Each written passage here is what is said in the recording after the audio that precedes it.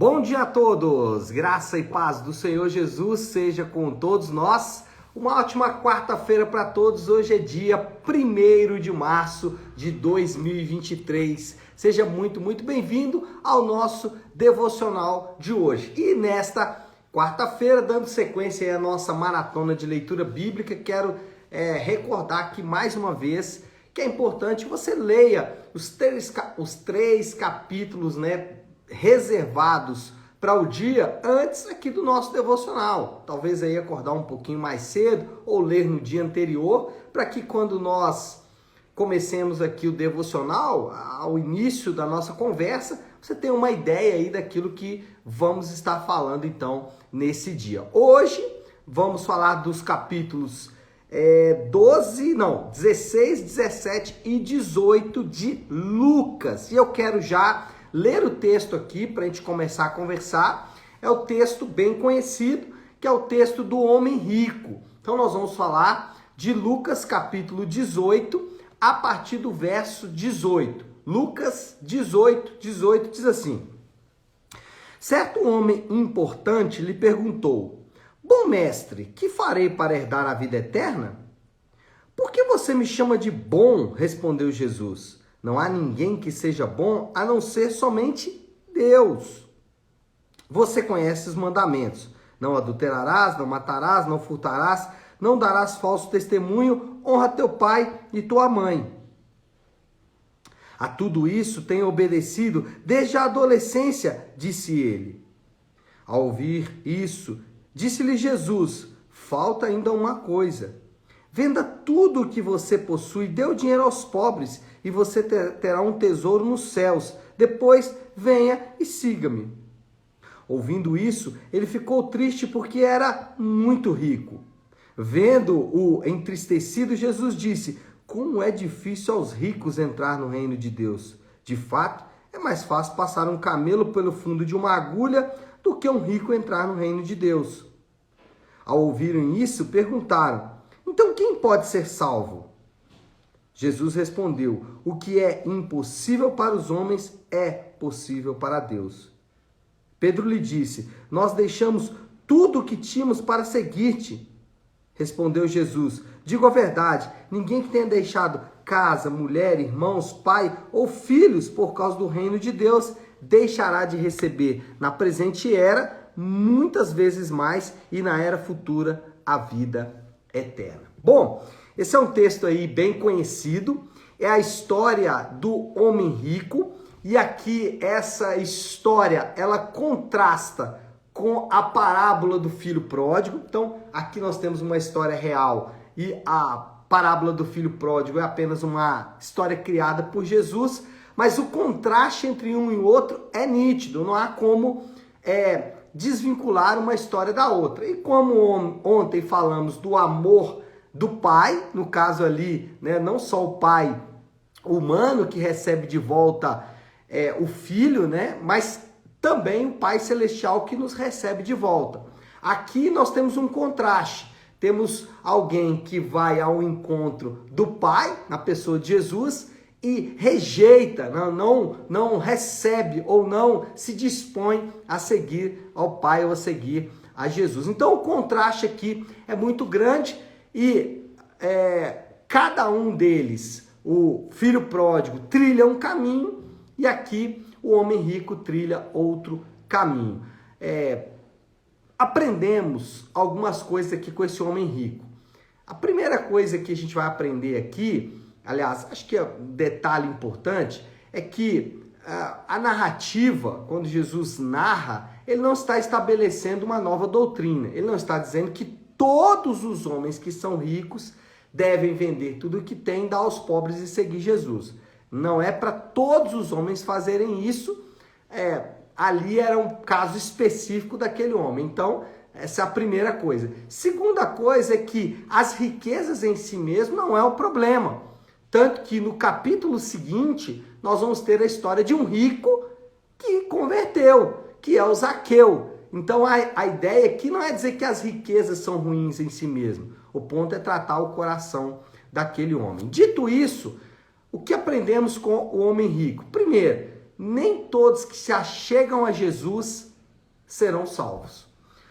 Como eu disse, o texto não está falando do problema da riqueza em si mesmo, mas está falando de outros problemas. E o primeiro deles é que gostar de Jesus não significa ser salvo. Aquele homem ia, ouvia a palavra, gostava de alguns mandamentos, até obedecia alguns mandamentos, mas no momento da decisão, ele refutava.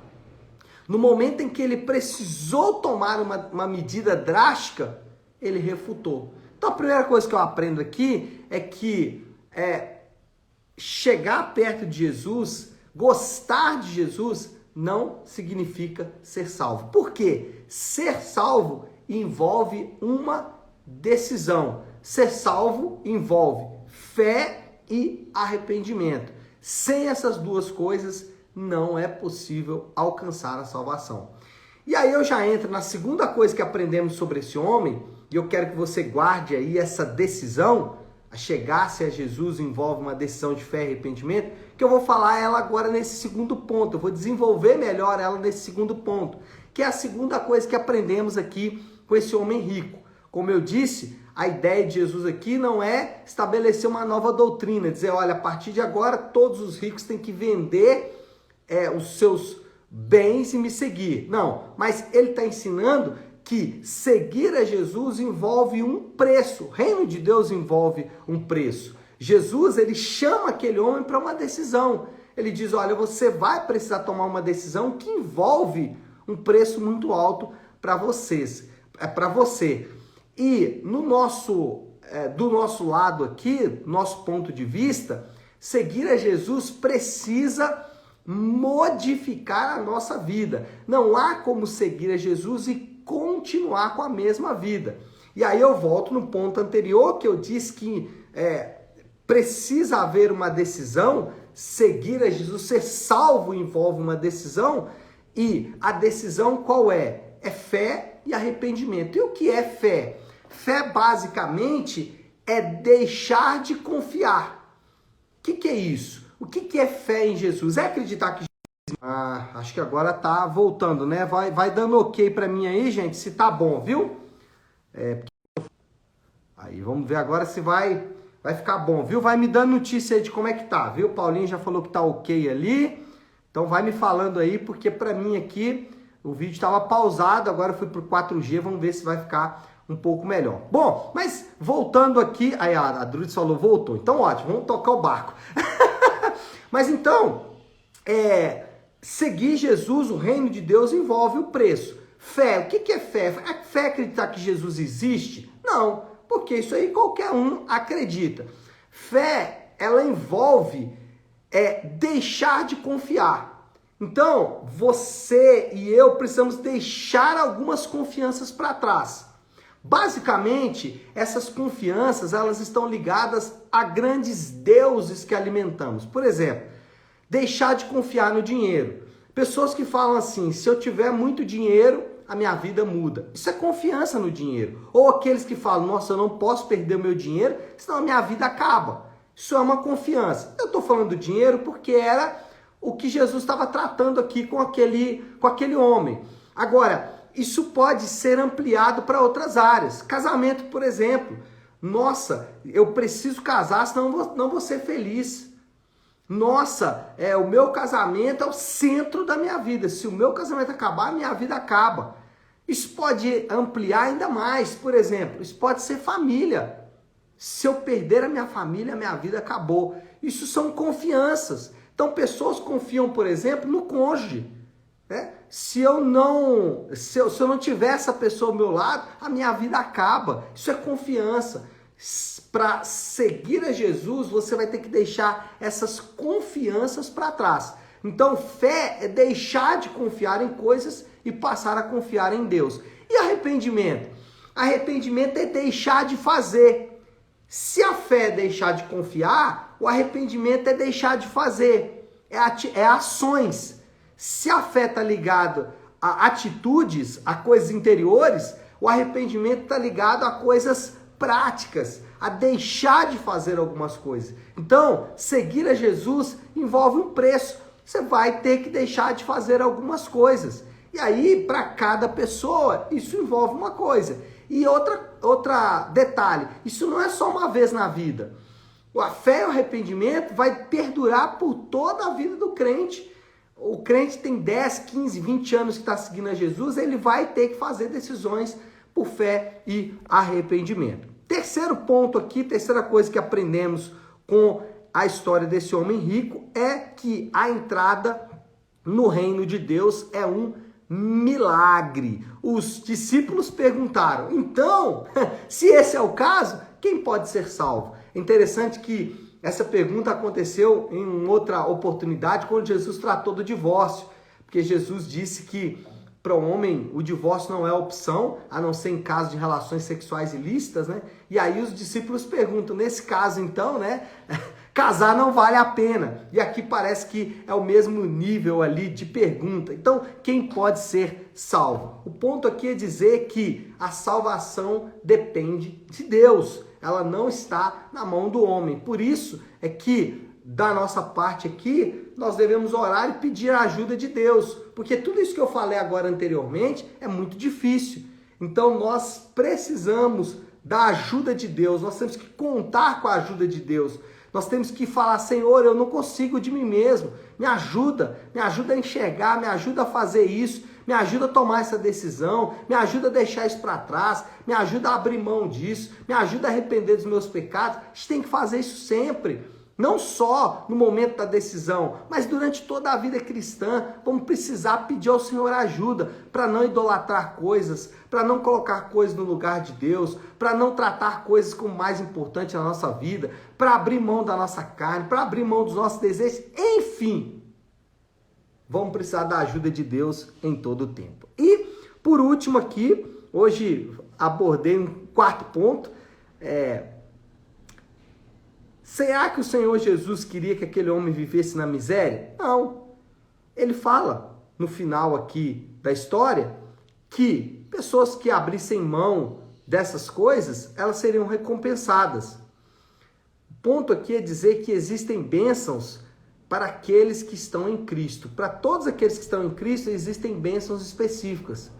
Jesus disse que todo aquele que o segue não ficará no prejuízo. Obviamente, as bênçãos que o Senhor Jesus estava prometendo não são materiais. Porque quando ele diz, né, aqueles que abrirem mão de casa, mulher, irmãos, pai, filhos, por causa do reino de Deus, deixará de receber na presente era muitas vezes mais. Se essas bênçãos fossem materiais, todos os crentes seriam ricos, né? E essa não é a realidade.